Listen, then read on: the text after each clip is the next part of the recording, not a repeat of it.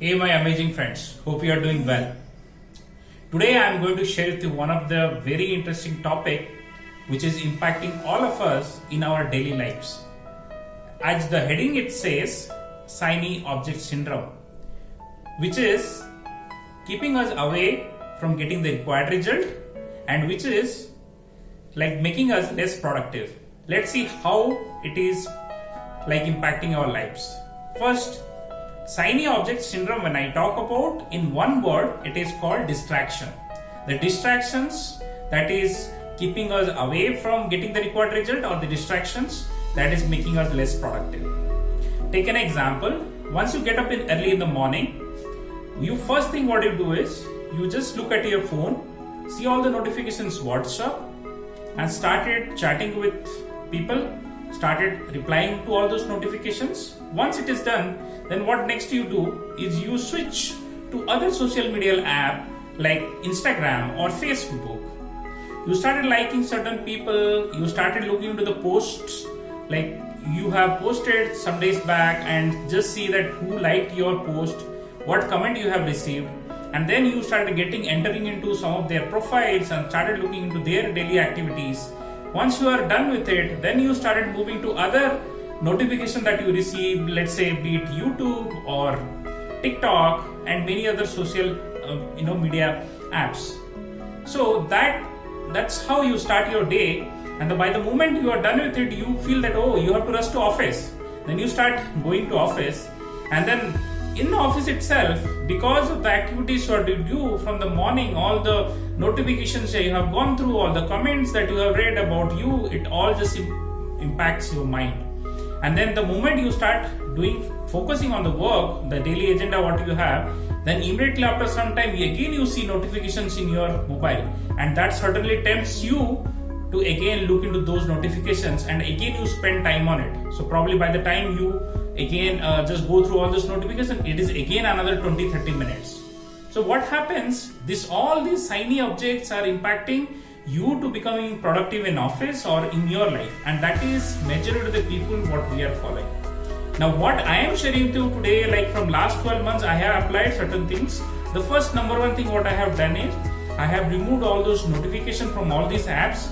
Number two thing what I have done is I have used social media mostly for my learning purposes, because now you see several videos, posts that are coming not just on like particularly somebody's like daily activities, also you see lot of content on your particular technology, or let's say in your particular area where you can go through it and then you can really learn all those skill sets. And then number two, probably you can use, let's say for networking purposes.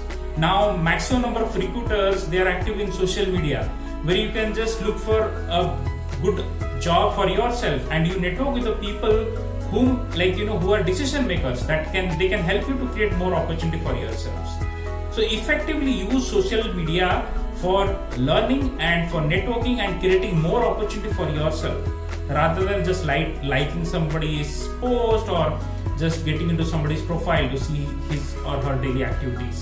So effective use of social media will really help you to move ahead and to become more productive and save your time than wasting a lot of time on just going through doing unwanted things. Move yourself out from WhatsApp group which is not giving you anything. Like I have removed myself from all unwanted things. I have not charged my cable for so many days, and then I have moved myself from all those social media groups. That really helped me to becoming more productive. Number two, what you can do is define goal for yourselves based on your passion and prioritize the tasks that you need to do, and keep a daily goal, weekly goal and a monthly goal for yourself. Imagine a football match is happening and there is no goal post. What happens there?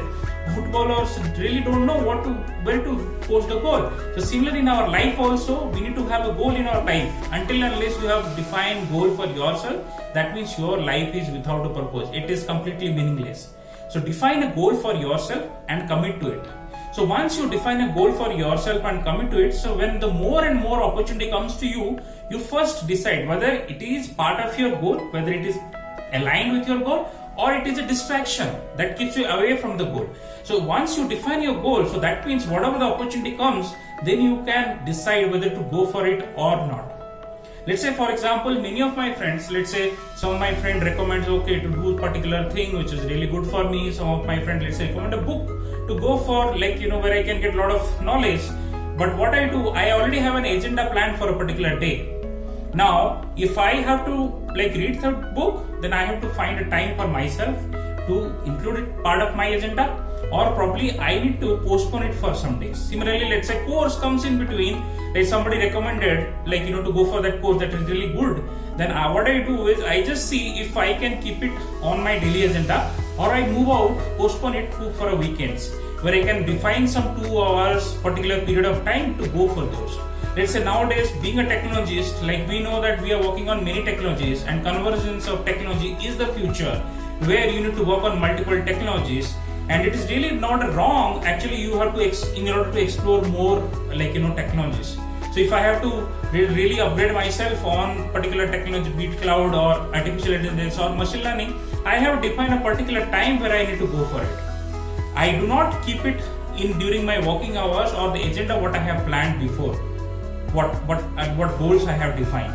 So always define your goals and then commit towards it.